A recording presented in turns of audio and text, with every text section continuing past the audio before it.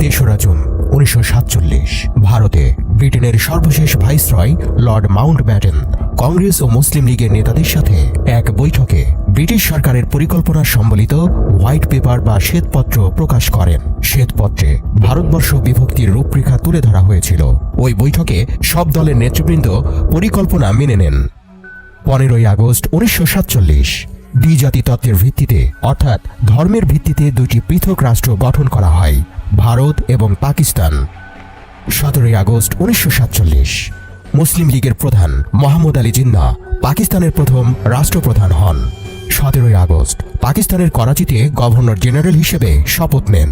ঢাকায় বিভিন্ন সড়কে সেদিন আতশবাজি পোড়ানো হয়েছিল। 7ই সেপ্টেম্বর 1947 পাকিস্তান গণতান্ত্রিক যুবলীগের পূর্ব পাকিস্তান সাংগঠনিক কমিটি তৈরি হয়, কিন্তু পরে মুসলিম লীগের রাজনীতির বিপরীতে ক্রমেই শক্তিশালী হতে থাকে অসাম্প্রদায়িক চেতনার একটি দল গঠনের আলোচনা, যার প্রেক্ষাপটে প্রথমে ছাত্রলীগ এবং পরে আওয়ামী মুসলিম লীগ গঠিত হয়। 4 জানুয়ারি 1948 ছাত্রলীগ প্রতিষ্ঠিত হয়। ঢাকা বিশ্ববিদ্যালয়ের ফজলুল হক হলের অ্যাসেম্বলি হলে নতুন প্রতিষ্ঠিত দলের নাম রাখা হয় পূর্ব পাকিস্তান মুসলিম ছাত্রলীগ। 1955 সালে এই নাম থেকে মুসলিম অংশটি বাদ দেওয়া হয়েছিল।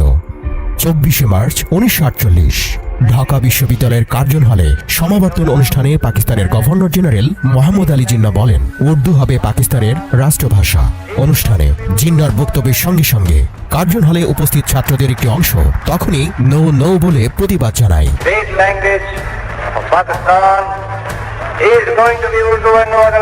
23 জুন 1949 ঢাকার কেএম দাস লেনের রোজ গার্ডেনে অনুষ্ঠিত এক সভায় গঠিত হয় পূর্ব পাকিস্তান আওয়ামী লীগ। প্রতিষ্ঠাতা সদস্যদের অন্যতম মাওলানা আব্দুল হামিদ খান ভাসানীর প্রস্তাব অনুযায়ী দলের নামকরণ করা হয় পূর্ব পাকিস্তান আওয়ামী মুসলিম লীগ। সেই সঙ্গে পূর্ব পাকিস্তানের ক্ষেত্রে সংগঠনের নাম রাখা হয় নিখিল পাকিস্তান আওয়ামী মুসলিম লীগ, যার সভাপতি হন হোসেন শহীদ সোহরাওয়ার্দী।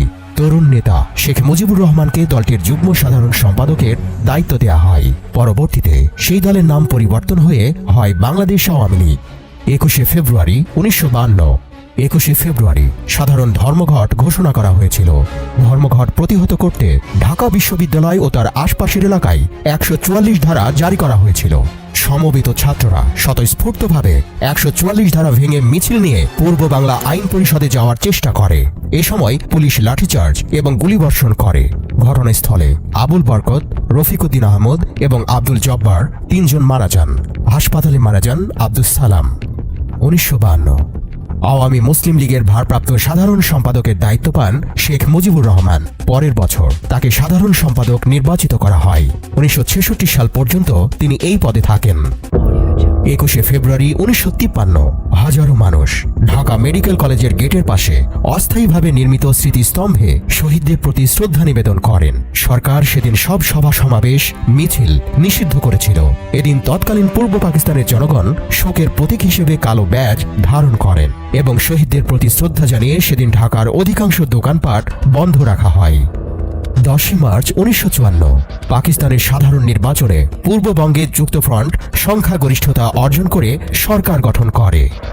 3 এপ্রিল 1954 মৌলানা ভাসানী, একে ফজলুল হক এবং হোসেন শহীদ সোহরাওয়ার্দীর নেতৃত্বাধীন যুক্তফ্রন্ট পূর্ব পাকিস্তানের প্রাদেশিক শাসনভার গ্রহণ করে। 30 মে 1954 মাত্র 2.5 মাসের মধ্যে 30 মে কেন্দ্রীয় সরকারের নির্দেশে মন্ত্রিসভা ভেঙে দিয়ে রাষ্ট্রপতি শাসন জারি করা হয়। 7 মে 1954 পাকিস্তানের পার্লামেন্টে বাংলাকে একটি রাষ্ট্রভাষা হিসেবে স্বীকার করে প্রস্তাব গ্রহণ করা হয়।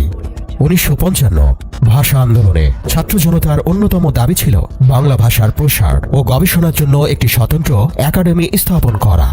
অবশেষে 1955 সালের 3 ডিসেম্বর আনুষ্ঠানিকভাবে যাত্রা শুরু করে বাংলা একাডেমি।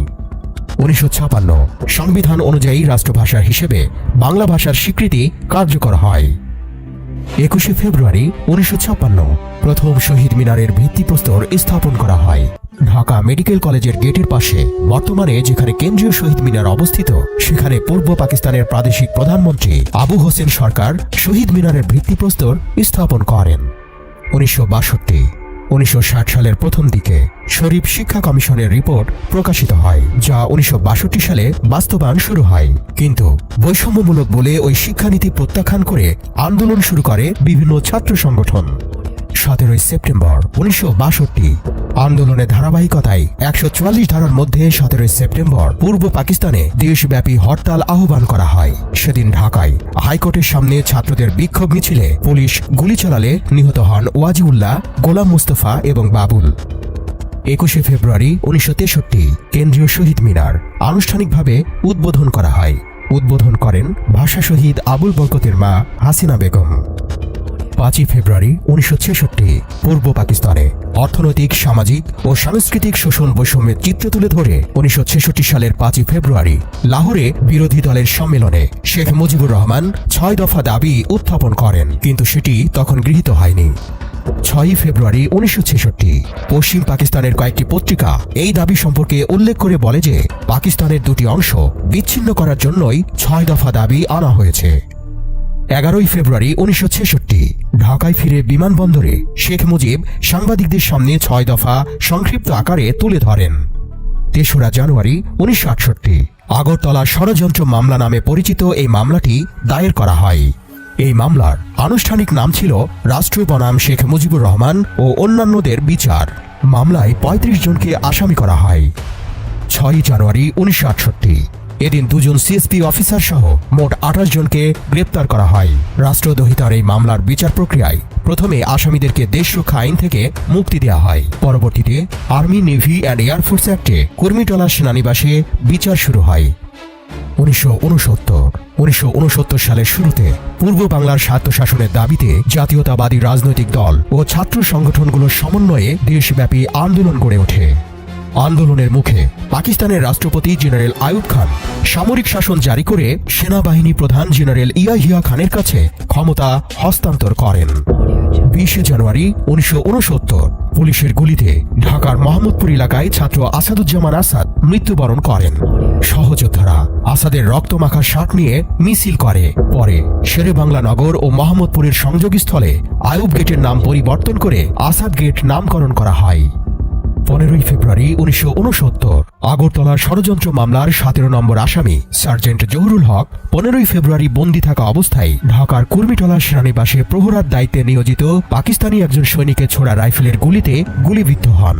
ওই দিন রাতে চিকিৎসাধীন অবস্থায় তিনি মারা যান। 12 নভেম্বর 1970 ইতিহাসের অন্যতম প্রলয়ঙ্কারী ঘূর্ণিঝড় আঘাত এনেছিল তৎকালীন পূর্ব পাকিস্তানের দক্ষিণাঞ্চলে।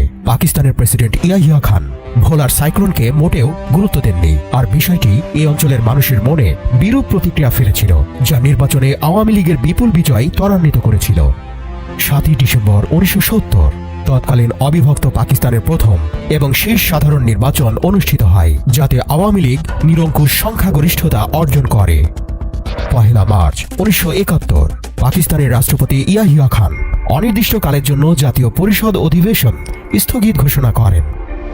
2 মার্চ 1971 কারফিউ ভেঙে ঢাকা বিশ্ববিদ্যালয়ের কলা ভবনের সামনে আয়োজিত ছাত্র জনতার বিশাল এক সমাবেশে তৎকালীন ডাকসু ভিপি আসম আব্দুর রব ও ডাকসু নেতারা উত্তোলন করেন স্বাধীন বাংলাদেশের প্রথম পতাকা।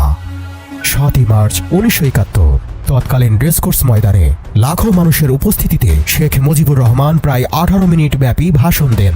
সেখানেই শেখ মুজিব বলেছিলেন, এবারে সংগ্রাম আমাদের মুক্তির সংগ্রাম, এবারে সংগ্রাম স্বাধীনতার সংগ্রাম। জয় বাংলা। 25 মার্চ 1971 পশ্চিম পাকিস্তানি সামরিক বাহিনীর গণহত্যা শুরু হয়েছিল 25 মার্চ মধ্যরাতে। ওই রাতে হামলার সামরিক নাম ছিল অপারেশন সার্চলাইট। সেই রাতে গ্রেপ্তার করা হয় শেখ মুজিবুর রহমানকে। কেমন আছেন সবাই? আপনারা এতক্ষণ দেখলেন 1947 সাল থেকে 1971 সাল পর্যন্ত বিগত 24 বছরে বাংলাদেশের ইতিহাসে ঘটে যাওয়া কাহিনীগুলো, যা আপনারা ইতিমধ্যে অনেকে জেনেছেন বা অনেকে জানেন নাই। এই ভিডিও থেকে অনেকে দেখেছেন যে কি কি হয়েছে। সর্বোপরি এতটুকু বলতে চাই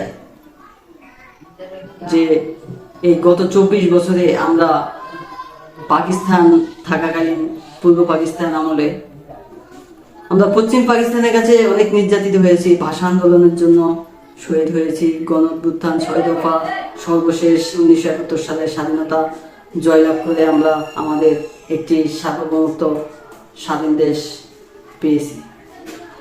তাই আমি গর্বিত, এই দেশ আমার বাংলাদেশ। পরবর্তী ভিডিওর জন্য অপেক্ষা করবেন। আল্লাহ হাফেজ।